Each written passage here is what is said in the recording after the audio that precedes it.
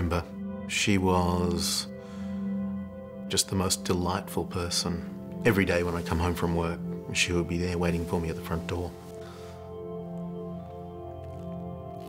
And smiling and with her arms in the air, wanting to be picked up. And you know, she was such a dear little thing. My daughter, Jem, who was 15 months old at the time, got cancer.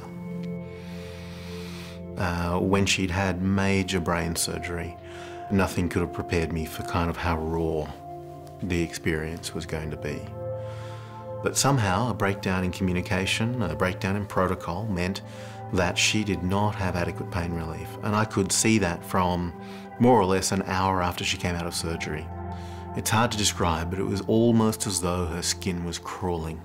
It was days of arguing for more expert examination of the pain relief that she was receiving before they realised that someone had just dropped the ball. Even when she was discharged from intensive care after they got her pain relief under control, she required post-operative steroids to prevent hemorrhage. And these were time critical. I had by this time come to the realisation I had to monitor all of her care and make sure that she was getting what she needed. On one particular day, the ward was very busy. The consumption of the nurse's time was so great that my daughter ended up being over an hour overdue for her post-operative steroid. When I got to the point of feeling that she was unsafe and I had to bring this issue to the attention of the management of the ward, I did that. Fortunately, I never was out of the line of sight of my daughter, because when the nurse responsible returned, the chart was examined and it showed that the drug had been given on time.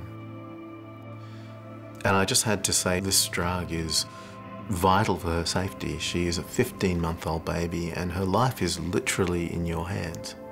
The nurse burst into tears, acknowledged the problem, and literally ran to go and give the drug to my daughter. To see a 15-month-old baby put through really a lot of unnecessary suffering was just intolerable. It hurt, and the worst thing was I could see that the healthcare professionals, who were by and large very dedicated, very caring people, who were suffering as well. You know, I saw staff crying after my daughter was hurt. They were suffering because they were not able to deliver the care to the standard that they wanted, because they felt constantly distracted by the information environment around them. So what I recognised was there was a systemic problem. Healthcare professionals should be able to focus on patients, not paperwork. Surely someone can make a system to do that. What we have created is, as far as I understand it, the world's first safety-critical clinical workflow engine.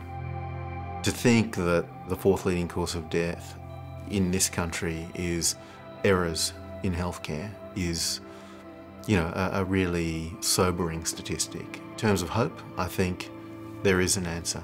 One day maybe a counter somewhere that showed the number of patients whose deaths were prevented or to whom harm was avoided, to me is really kind of the ultimate dream that I have.